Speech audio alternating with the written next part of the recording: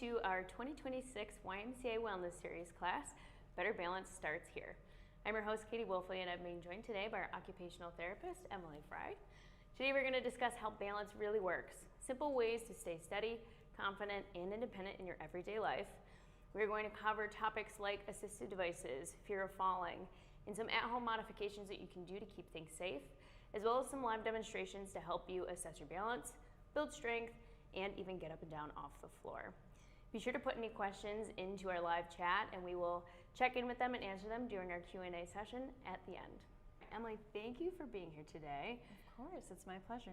Awesome. We're excited to talk about these topics. A lot of common issues, mistakes, things that people deal with at home, and that we talk about a lot with our patients in the clinic, right? Absolutely. So we've got some questions here that we want to get started with before we get to our demonstrations. So the fear of falling can change the way someone walks or moves. How does fear show up in the body, and what can people do to build confidence in their movement again? A lot of times when people are fearful, when they're walking, it shows with shortened strides, a slower gait, so they're not moving as quickly, and it can also show as a hunched over position. You know, you're looking down more, you're looking at your feet to make sure your strides are even and you're not stepping on things, which is, again, not necessarily a bad thing, right, but it definitely shows that there's some fear when ambulating or walking. We can combat those things by exercising and practicing walking. So practice is a huge key, safe practice that is. So we want to practice walking safely, and just repeating that movement, your body is going to get used to walking with an upright position instead of looking down. Try to focus keeping your head up and taking purposeful, confident strides instead of those shortened strides. That's going to increase your fall risk as well. Yeah, I feel like a lot of times I'll tell people, like, you gotta look up, trust your feet. We know we're on even ground, right? And like our safe practice training that we're gonna do in the clinic is like, we're gonna walk on even floors. Then we might go to something uneven. We make those challenges progressively difficult so that we can increase our confidence in those Totally. patterns. And it definitely changes depending on the season too. So a lot of people will be more confident walking in the summer or spring when there's not as many hazards such as ice or snow on the ground. In the wintertime, it definitely gets a little more tricky, and people should walk with, sometimes looking down to make sure they're not stepping on that ice patch. That's totally okay. But also, it's just something to be aware of having confident walking throughout all seasons so that when it becomes wintertime, you're prepared for that. Sometimes too, people will get devices such as like an ice pick for their cane. That I have found can be really helpful in the wintertime because it's this little like pokey thing that just sticks. Yeah, prongs that just sticks to the end of a cane. You can stick it right in the ice, so it gives a really good grip, so the cane doesn't slip out underneath someone. So that's another good suggestion that I give people too. That's true. I like that. Right. Or in the spring and fall and summer, maybe fall would be a better idea, but like practicing in the fall and through the winter season. I walk through my house, maybe like practicing my walking through even surfaces, keeping up on that so that I'm getting that practice in, and then when I am outside, I've already kind of done that work. Absolutely, yeah. Or I even suggest like mall walking sometimes too. Yes, great idea. So it's definitely easy to, just walk around your house, but let's be honest, it gets a little boring sometimes just staring at the same walls. So going into the mall where there's a lot of open space, where the floors are pretty clear of any tripping hazards, that can be a great way to exercise, practice your walking. Yeah, and even with like distractions around, other people around you. I love that idea, that's great. Reaction time is something many people assume slows with age, but it can actually improve with the right practice. So what are some simple ways someone at home can train their body to respond more quickly if they're losing their balance? That's totally a common misconception that I hear all the time. People say, oh, well, I'm losing my balance, this is just part of aging. But reaction timing is actually really highly trainable. So we can do a lot of different drills that can improve your reaction time. With improving your reaction time, that can help if you do start to lose your balance, then you are more likely to catch yourself and prevent a fall. So things like practicing weight shifting, directional changes, steps, and step ups, strengthening, all of those exercises can really help with reaction timing. Again, just to be a preventative measure so you can be the safest possible and prevent falls. Sure, right. We talked about like slowing down as a sign of fall risk. It doesn't have to be like a sign of aging, but if we are slowing down, then yes, our likelihood of falling is there. So if we can increase speed, reaction time, practice the thing, but practice it a lot, practice it getting quick, then we're kind of reducing our risk of fall and safety, right? Absolutely. I've had multiple patients in their 80s and even 90s that I've seen improve their reaction timing and their balance. And hey, if they can do it, everyone can. Yeah, that's a good point. Standing up from a chair is something we do every day, but it can quietly become harder over time. How can difficulty getting out of a chair act as an early warning sign for fall risk? And what are a few quick ways someone can tell if this is becoming a problem? That's a really good question. Getting in and out of a chair is definitely a way that we can assess for fall risks. If you are having difficulty getting out of a chair, whether that's you need someone else to help you, or if you just have difficulty yourself, you're putting a lot of pressure on your arms and on your hands to try to push up instead of using your legs, that can be a sign of a fall risk. If you really have to rock back and forth and get that momentum in order to stand up, and you can't just stand up on the first try, again, that's another reason for maybe some consultation or to talk about some fall safety. Yeah, right. So like being able to use your legs, largest muscle groups in your body, using them to be the drivers for getting up and down. Strength definitely tied to balance as well, for right? Sure. And something that I'll commonly see as well as in those like kind of pitfalls of things, people holding their breath when they go sit to stand, holding their breath and then throwing themselves up to stand. When we hold our breaths, it's a sign of us trying to create muscle strength and stability from the trunk. But if we can exhale as we do it, that tends to kind of give actually the trunk an opportunity to activate and then hold and actually push us through. So holding your breath, also something I've noticed with a lot of my patients too. Definitely a good point. Some other things that we can do for short-term adjustments to make standing up from a chair easier is taking a look at the actual chair that you're going to sit down in. If you know that you're by yourself and you're having some difficulty standing up from a chair, and you're just in your home by yourself, maybe choose a chair that has a harder surface. That's going to be easier to stand up from than a really soft, low couch. Mm-hmm. Yeah, sitting in the couch that eats you. Yes. Not good to get out of. Sinking into that hole. That's hard to get out of. That's the real pitfall. Yep, absolutely. When getting out of a chair feels difficult or uncomfortable, people often assume the problem is the painful area they are feeling the most. For example, knee pain. Why is pain not always the root cause? And how do clinicians use movement to improve sitting and standing without focusing on where it hurts? Another good question. So if we have pain, for example, in the knee, like you said, and we're trying to stand up from a chair, obviously that's going to affect how you stand. Probably putting more weight on one side than the other because your knee hurts. So there are some ways that we can address that. Long-term solution would be to improve mobility and strength, so we can strengthen other areas to help compensate for that lack of knee movement or the knee pain that you're experiencing.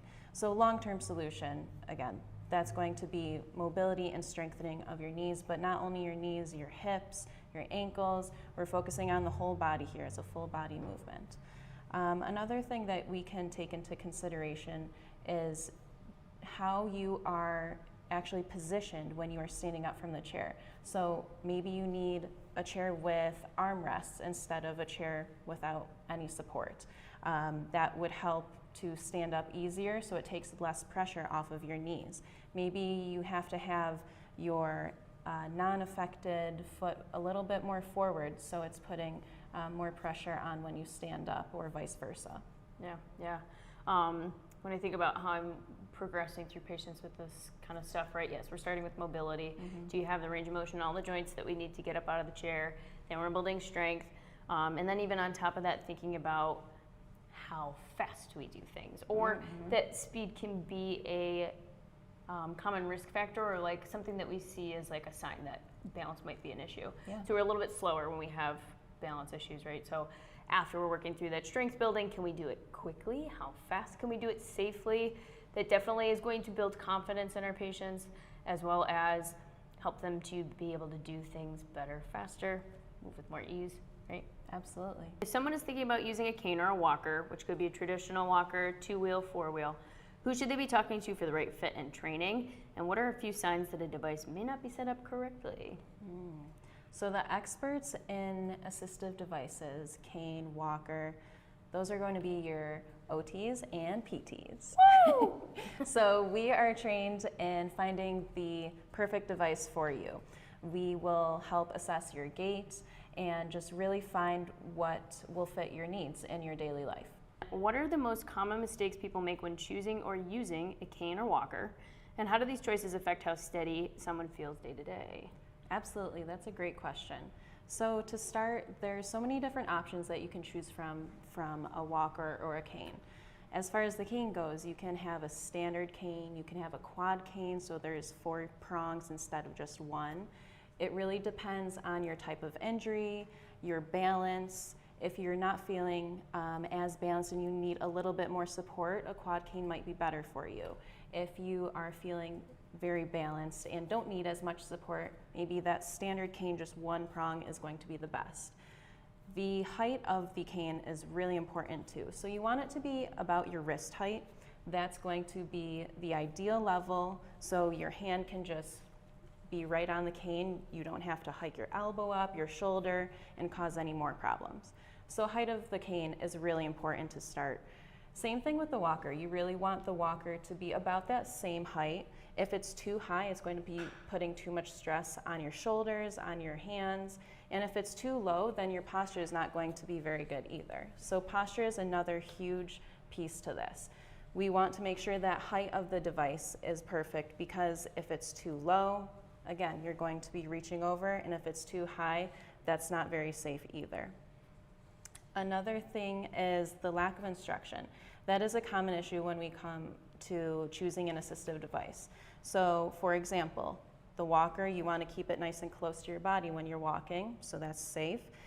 If you have it too far out in front of you, that's an increased fall risk. For the cane, we want to keep it on the stronger side. Common misconception is have it on the weaker side, but we actually want to keep it on the opposite side, and we'll demonstrate more of that later. Home modifications, so things that people can do at home to make their homes more safe, because falls happen at home, right? So many falls happen at home. This is probably my favorite question because home modifications and adaptations are right up the alley for an OT. Oh yes. So we can do a lot of things to prevent falls at home and to improve our safety. Because so many of the falls happen at home, some of the things that we can do are remove the fall hazards. That could be area rugs. That is a huge tripping hazard. So removing those area rugs.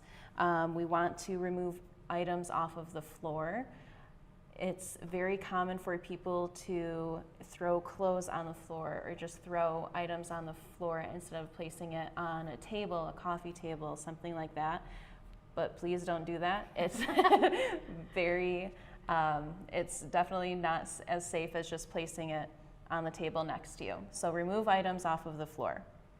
Proper home footing, that's a big one too. Yeah. So a lot of people will wear slippers that just slide right in and they don't have any back to them. There's really no grip and they're nice and fuzzy, so then they get all slippery when you walk, and then people fall and get hurt. We definitely don't want that. So having good, proper footing for home. A shoe with a back on it. Or make sure you have, if you're walking around in socks, make sure they're grippy socks if you know that you're at an increased risk for falls. Those are some big areas that we can focus on to help prevent falls. Yeah. Other areas we can highlight are using lights, having good lighting throughout your home to make sure that you can see if there is a tripping hazard. Even at night when it's dark, if you need to get up and go to the bathroom, I know a lot of my family members have night lights placed around the home, in the hallways and in the bathroom. So when they get up at night to go to the bathroom, then it's lit and they can see where they're going. That's definitely a really good, simple, not super expensive way to prevent falls. Grab bars. Grab bars in the shower, on the toilets. That can be really good as well to help support you when you stand up from the toilet or the bath. Entryways, doorways, Absolutely. front door, back door. Yep, railings, grab bars, those are all really great to just have that little extra upper extremity support or arm support that we can, again, help prevent falls. Even a raised toilet seat in the bathroom, non-slip bath mats, those can be really great as well. A raised toilet seat is going to just add a little bit of height to that toilet seat so you don't have to use as much muscle strength to sit down and stand up from the toilet, and that can be really helpful for some people. A non-slip bath mat, that is going to be a lot safer than just standing in the shower if it's really slippery and people are already at an increased risk for falls. Having that bath mat can just provide a little bit of friction so that you're not going to slip all over the place with the water. Yep. Another thing that we kind of talked about before, but even just having some ice spikes on your cane if you're walking outside, using the proper adaptive equipment when you're walking outside of your home can really help prevent falls as well. Yeah. If I don't want to get rid of my area rugs because I'm really tied to them, there's some family history in there, what have you, can I put down rug tape at the least? Rug tape is okay, I suppose. Okay. But best would be to remove it. Okay. Rug tape would definitely be better though, or even if you could place it in an area that you don't usually walk in, but it's more decorative, okay. I think that would be another good solution too. All right, well that was our last question for our discussion portion. Thank you, Emily. Thank you. We're going to continue on in just a minute with our demonstrations, some assessments you can do at home. We're going to talk a little bit more about those assistive devices and some exercises that you can try. I was a mess. My whole life just drastically took a change from soon to graduate physical therapy school to now I'm patient. My name is Anthony Dean. I had a AVM rupture. It was crazy to think of, given that when this all occurred, knowing the signs, I knew what was going on, but I didn't know the severity of it. It was shocking. We started recording things and just kind of making like a quick little, like we literally were calling them like vlogs. We are home. Oh yeah. We are getting to work. Like let's just say early on medical rehab unit, Anthony, I would not expect to be anywhere near where I'm at currently. And that when I posted the videos, everybody was like, wow, I never realized how phenomenally hard you were working and how far you truly came. With ViviStim, you do 6 weeks. I didn't know too much information about it, and then it got to the point where we looked into it. Luckily, my insurance approved of it, and it brought us to Buffalo Rehab Group with you guys doing all this therapy with my staff. Lock it in. Cameras on, cameras on. I still deal with a little bit of fine motor stuff, like I don't have that individualized finger movements and whatnot, and that is a big goal that me and Mary are working on. We're getting some initiation. You are. And I lack some wrist motion still, and that's due to a multitude of things of spasticity and still just that missing connection from my brain there. John and Mary here do a phenomenal job at pushing me on the track that I want to go on. Got it, you're not taking it from me. Just everyone that's been with Buffalo Rehab Group has been a good push that you need. Pull. That's kind of how it's been this whole rehab journey is we're going up and up and up, staying as positive as I can be, but obviously there's always going to be those down days, which I still have, but things are going well. I'm very fortunate to be where I'm at and just waiting to see how much further it goes.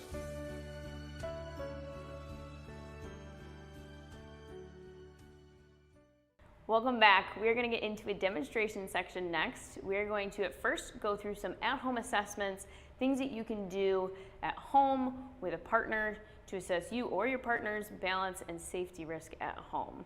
So Emily, I think we're going to start with our tug test first, right?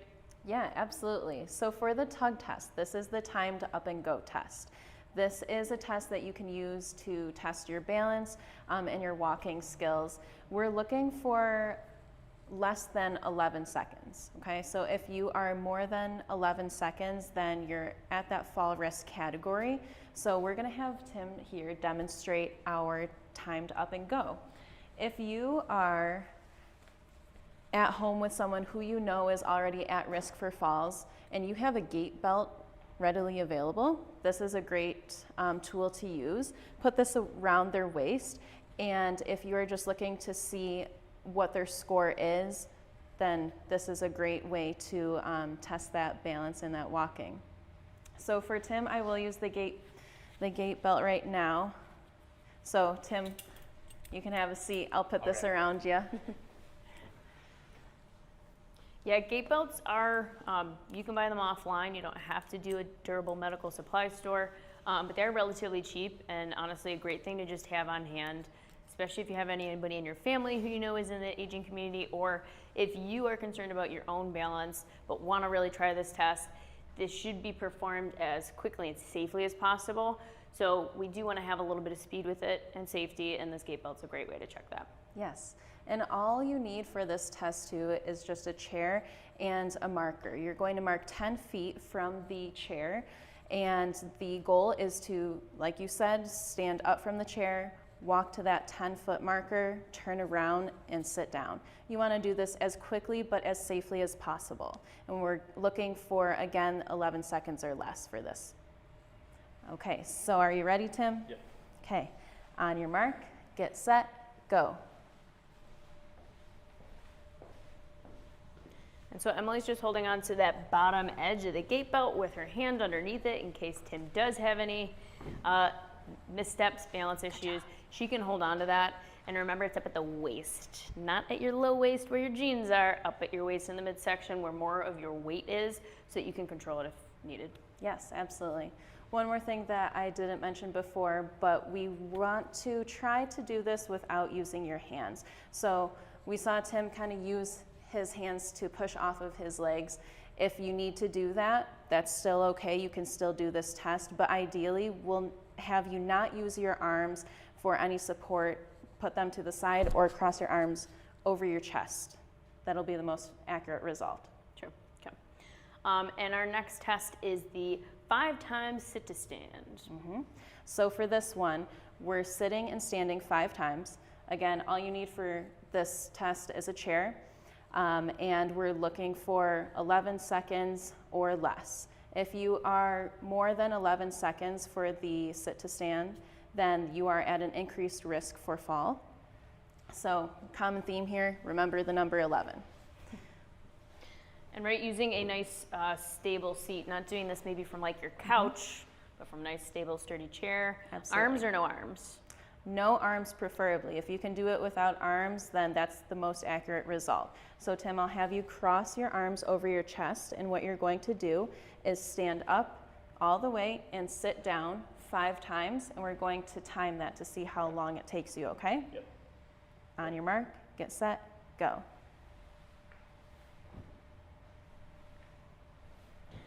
And making sure that you're getting all the way up every time you stand up and not just sitting your butt right back down is really firming up the 5 times sitting to Good. standing and not kind of muddling them together. Great job, Tim. Perfect. All right, and our last test that we're going to do is a tandem balance. This is going to help us assess our balance in standing and standing statically or in one spot. Yeah. So the tandem balance is performed by placing one foot directly in front of the other, like you can see Tim here doing right now. Looks great. The goal is to perform this for at least 11 seconds or more. If you cannot perform it for this long, then that increases your risk for falls. If you are unable to perform the tandem balance, you can do a modified version of it. This modified version is done by placing your foot slightly to the side, and so instead of one foot in front of the other, we're going slightly to the side, as you can see Tim's feet here are doing right now. That will not give us the most accurate response. However, if that needs to happen to be the most safe assessment, then that works as well. And this gives us an idea about like where you're starting, right? So if we're using this as a treatment at home as well, which you can do, right? The test becomes a treatment.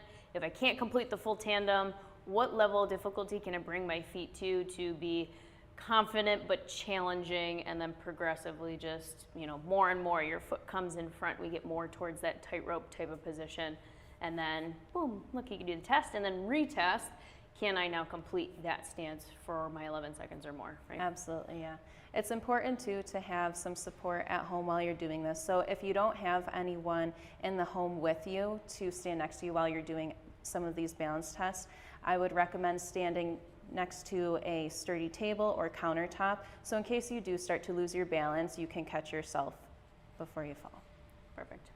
So now that we've gone through some assessments you can do at home to see what your risk of falls are, now we want to build strength and actually prepare our bodies for all of those real life situations where balance is going to be called upon. And when we think about balance, it's not just about can I stand still, it's about the strength that goes into all the dynamic movements we need to do when we need to catch our balance. So as an exercise, we're going to first go through some step-ups. Emma, if you want to walk through that. Yeah, so step-ups you can perform if you have any sort of step or stair in your home. Tim over here is going to demonstrate how we perform that step up. So first, just stepping up to the step and down. Very slowly and down. And then we can switch feet to after about 10 or so. And we can work both legs. Another way we can do this to advance this exercise is to perform it sideways. So Tim here will demonstrate side steps. Good. Just another way to challenge yourself with this exercise and to work on some different muscle groups. Yeah, I find a lot of people tend to do a lot of things with just front to back movement, and we don't tend to challenge those other directions of movement. And even side to side movement makes us really strong in a front to back movement. So if we were going to be walking forward and we tend to slip, slide, and lose our balance, right? We don't always go forward with it. You might go to the side. And if I'm stronger on the outside of my hips and in my trunk, then I'm more likely to be able to catch myself. So yeah, changing the direction to make that just a little bit harder and really practice for those real life examples, right? Absolutely. And at home, if you have some railings, try the first couple with some railings just for some upper extremity support. Make sure your balance is good. As you progress with these exercises, you can do them without using the railings to make them a little bit harder too. Yeah, and if we're not at the stairs, right, Tim could use the chair here, turn it around so he's got the backrest there, or be by a countertop. And again, if you don't feel safe doing these by yourself, have somebody with you, have that gait belt, but practice does make perfect, and it's going to improve that strength.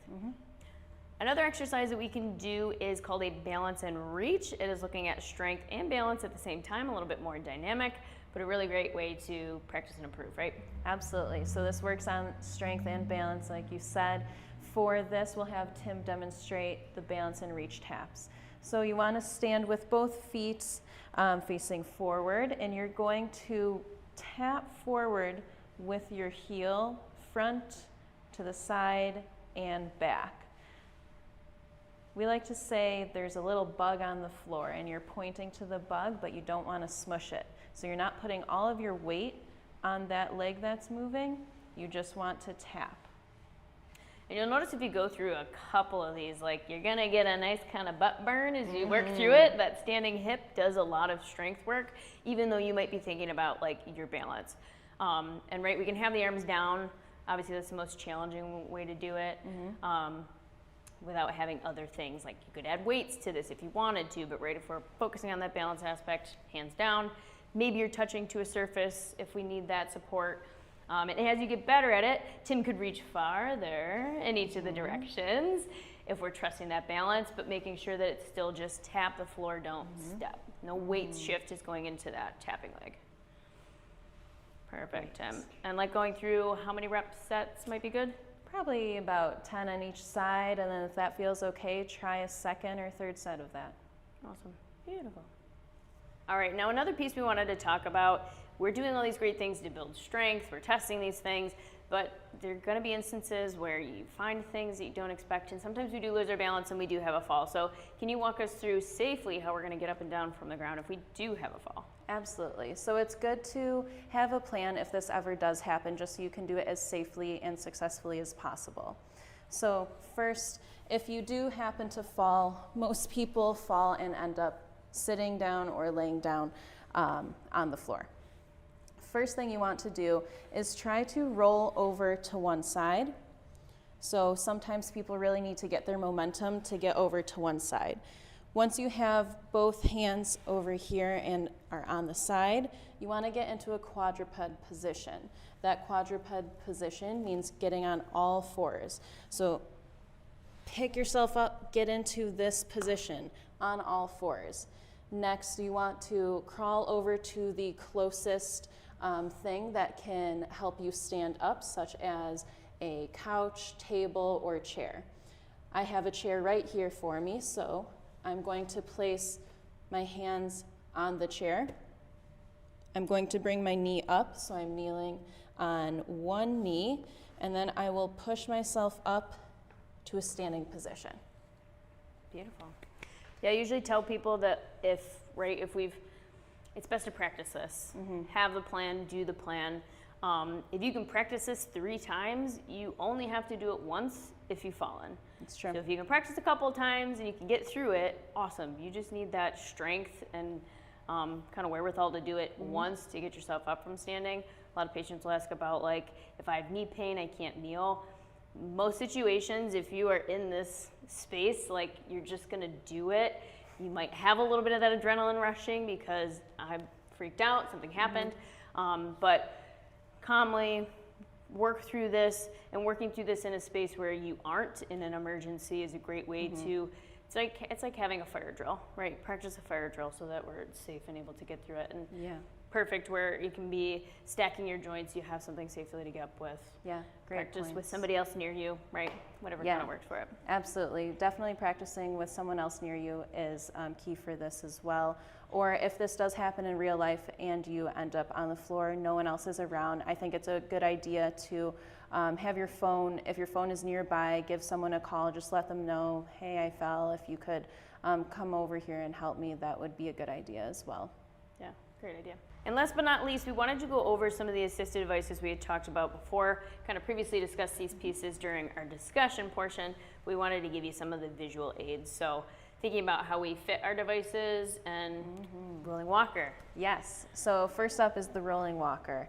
Like we talked about before, you want to walk within the rolling walker, not out here, okay? That definitely increases your risk for falling.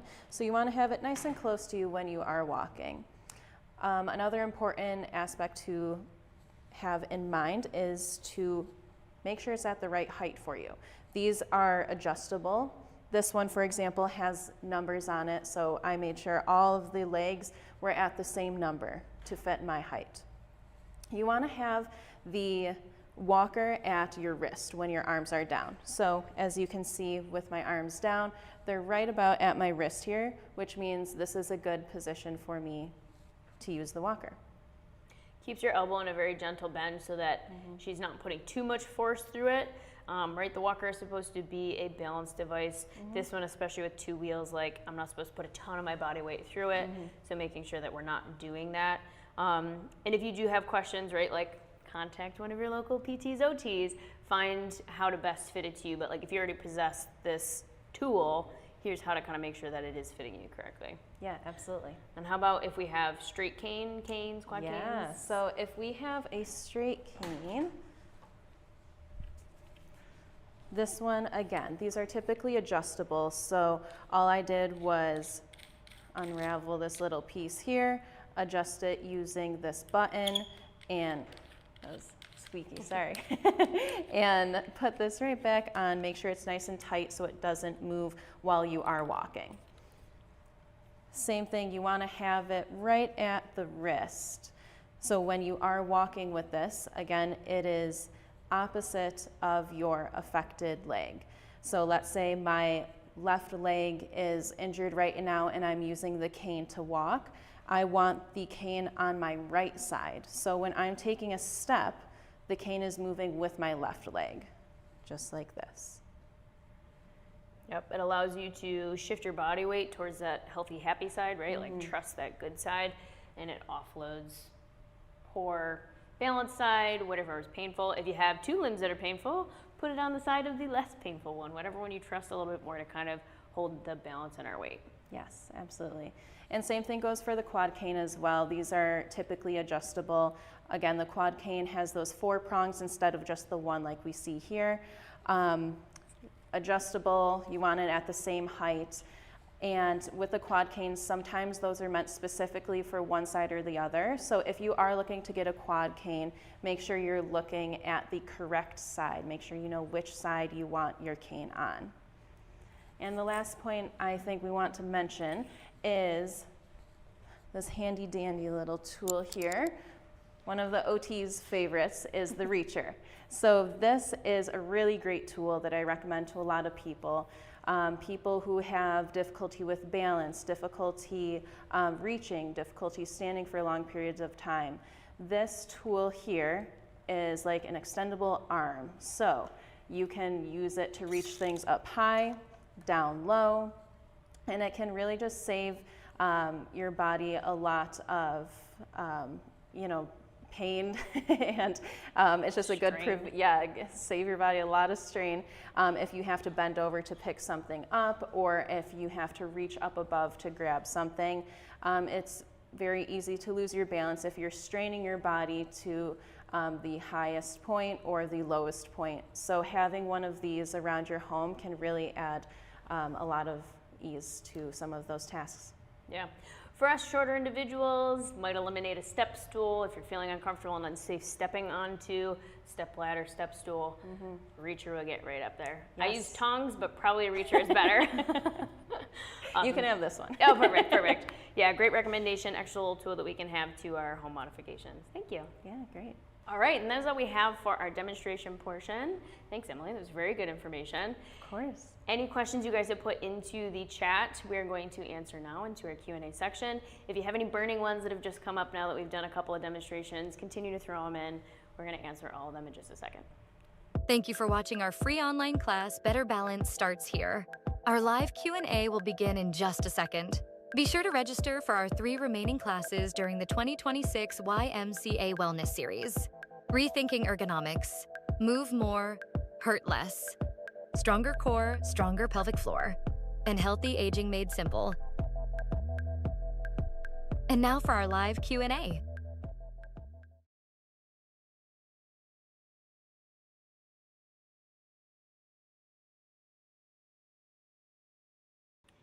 Hey guys, again, thank you for coming out tonight. We're glad to see everybody coming in. Hope you're finding some useful tips, information from this whole segment, but we are going to get to your lovely questions right here.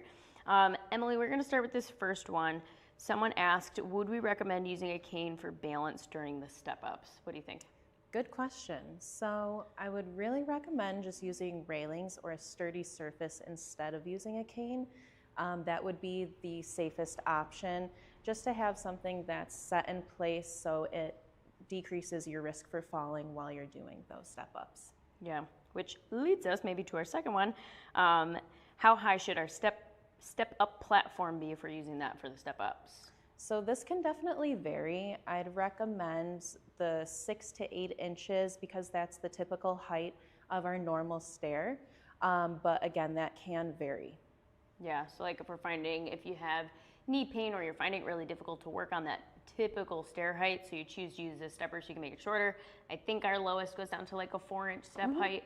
That would be absolutely fine. Or again, if you don't have the lovely platform steppers and you don't have stairs within the house, a good sturdy step stool that you don't feel is gonna like slide around.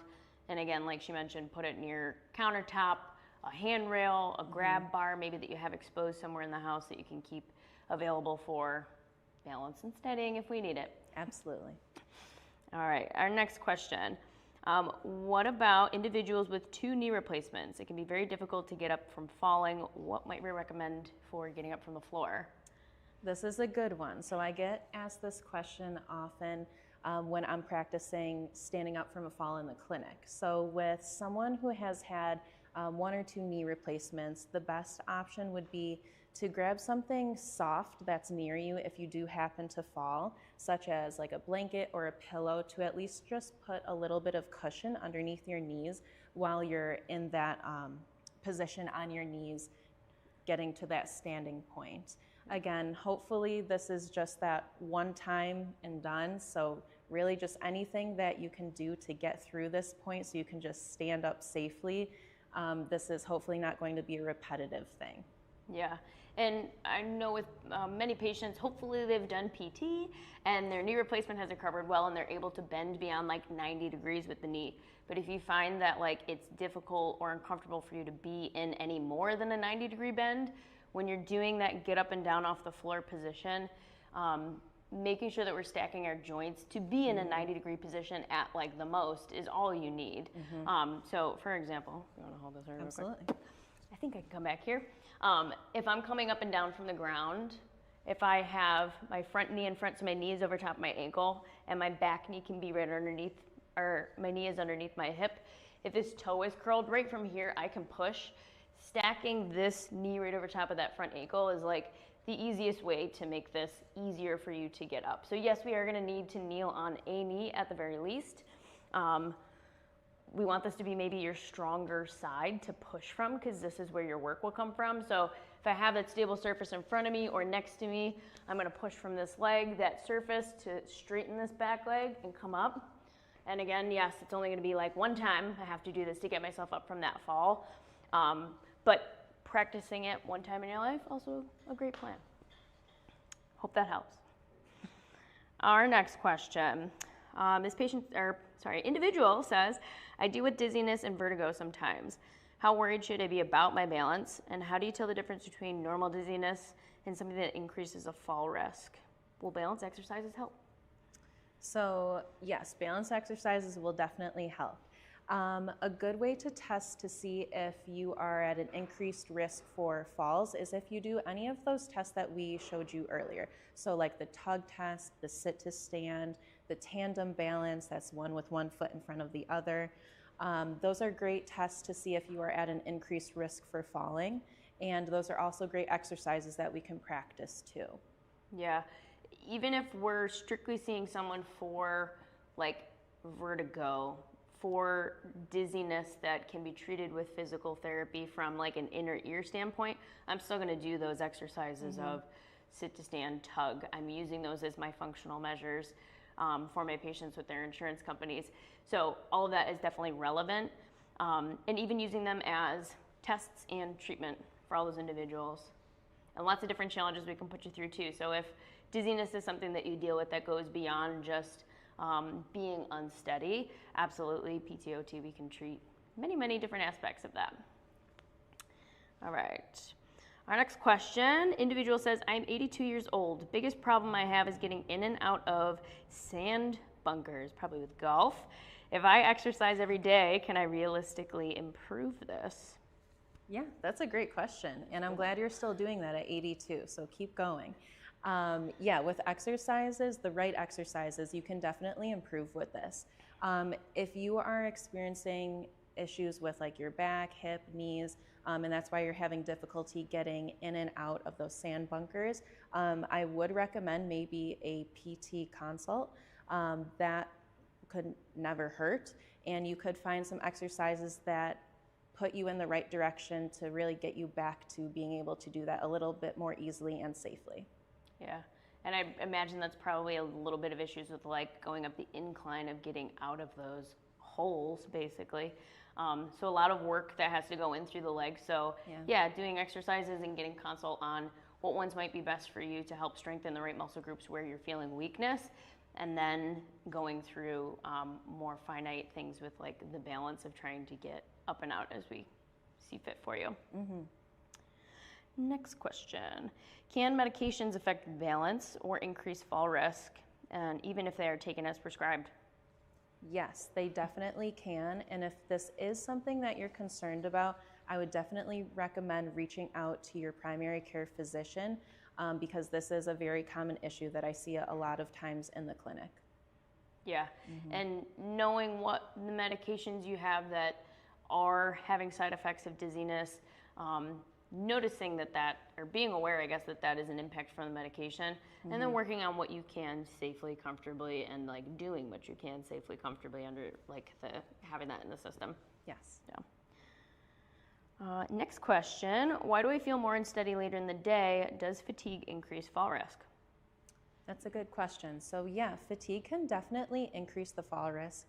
A lot of times as you continue throughout your day after you've done a lot of activities around your house, your muscles just get a little bit more tired and you may not feel as stable as you did when you wake up in the morning.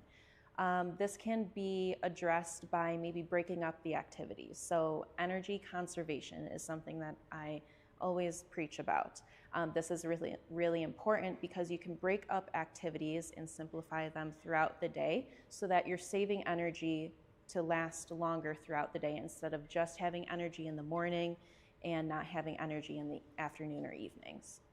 Yeah, and right, like that fatigue isn't just like your muscles, it's your muscles, your nerves, your brain, all of it. Yeah, absolutely. And all those large organs that are like using a lot of that energy stored throughout the day. Yes, for sure. Yeah. All right, and next question. Why does walking and talking or carrying things make balance harder? So then we get into a little bit of cognition with it too. So dual tasking with balance can definitely be more difficult. Walking and talking, you're doing two things at the same time. That's like multitasking, and that can definitely be a little harder. That's also a great way to challenge your balance though. So if you're looking for an activity to make balancing harder, such as your tandem balance, if you're practicing that, or walking, just taking a walk and talking to someone on the phone. Having those two things going on at once can also challenge your brain a little bit more and help to improve your balance. Yeah, that's a really hard one to do. So if you can do that, kudos. Okay, next question. Regarding pickleball and balance, what would be some good exercises for pickleball? Ooh, I like that. I like that one. So with pickleball, there's a lot of back and forth movement. So you're moving side to side. I believe we showed the taps like this. So I think that would be a great exercise, especially going out to the side like this, or even practicing some basic side steps back and forth. Not only balance, but strengthening as well. Those side to side movements, I think, would be really important for pickleball. Yeah, and maybe starting with focusing on like the stability of it and going slow, but pickleball it's not slow by any means. So then working on like the speed of like, okay, can I do those quick taps forward? Can I do them in a short range? Can I do a quick tap in a far range? How much external support do I need from like the surface next to me? Even doing some of these tasks, so like if you don't necessarily really need to rely on those surfaces next to you. Can I have one hand hover over a surface while my other hand is actually holding my pickleball racket, right? Like add that weight, like we said, that kind of adds extra weight, challenge to strength. There's extra weight that you have to account for with your balance. You're kind of making it more functional and actually like making it look like how you move on the court. Yes. So practicing those things, forward, backward movement because you're doing forward, back stepping, those types of moves. Yeah. And if you can have a friend do it with you and have them tell you quickly like, hey, tap right, tap left, tap back, There tap you front. go. I like that. As a really good way to make it real challenging, especially on your brain and your body, to kind of really mimic those moves. We love to do that in the clinic. We tag team a lot. Yeah. All right, next question. What are some good exercises for going up the stairs if the knee is very painful? I've been practicing the step-ups, but it's pretty sore. So I would pay attention to what height you are practicing the step-ups. If your stair, and that's what you're using for your step-up, is about like 8 inches, maybe that's just too high for you right now. So I'd practice at a lower range to make sure you can master that before you're getting to that 6 or 8 inches. So maybe if you find something like a step stool around your home that's about 4 inches, try doing those exercises regularly. You can also try some of the other exercises. I know we talked about like the taps we just mentioned, but you can also try step-ups not only going forward, but also stepping up to the side. So I think those are some pretty good exercises to get into before increasing the height and going into like the 6 or 8 inches. Yeah, and depending on kind of what might be the issue with the knee, for some of my patients where I know like this might be a really long-term issue, maybe we've done PT to try and rehab the knee and this is kind of like the best it's been with pain level. When you're doing those step-ups, whether it's the forward or the sideways is fantastic. When you're doing your step forward or step sideways, planting your foot, bringing your knee over top of the ankle, and then hinging forward at your hip so you get to actually move more through your hip joint. If the hips are happy and the hips are like joints are good, use those bigger muscles to help you push. So instead of thinking my knee wants to go over my toe and then push me up, I want to feel like my knee stops over top of my ankle, I bow through my trunk, and then I push through my heel to come up. And that gets to use my big hip muscles to help do those larger movements, which can also be helpful if you're finding that height helps as you're changing that with the step-ups, but I need a little bit more. All right. What role does core and postural exercises play in balance? This is super good. So I love to focus on core and posture when it comes to balance. They are extremely important. The core is like the center of your body. So if you don't have a steady core, then the rest of your body is just going to be very unsteady, moving side to side, forward and back. And think about it. If your posture is very forward, then our momentum is going forward. It's not in the center where your center of gravity is supposed to be if it's just leaning forward like this. So core and posture are extremely important things to work on with balance. Some exercises to kind of work on that, not only like the single leg balance, but the tandem balance as well.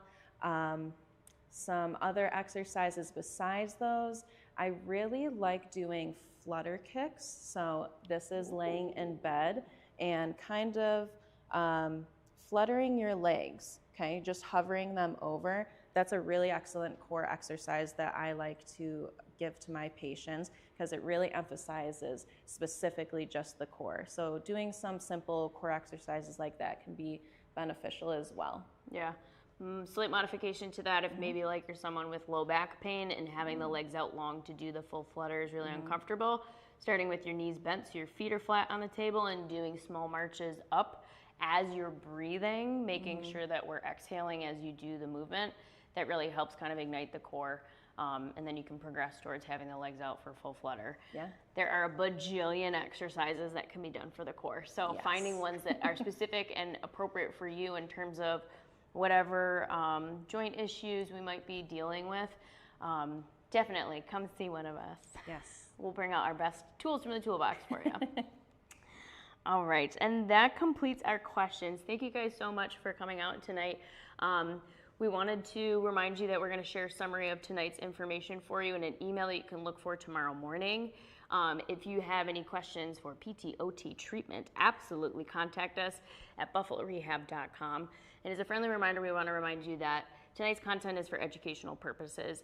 So if you have any further in-depth needs, please connect with a healthcare professional to really find what works for you. We also want to remind you that we have many more of these events coming up in the next coming months. We have 3 more. Our next one is Rethinking Ergonomics on February 24th. We hope to see you there, giving you more great information as well. And if you need any more information on those upcoming events, check out buffalorehab.com/wellness-series.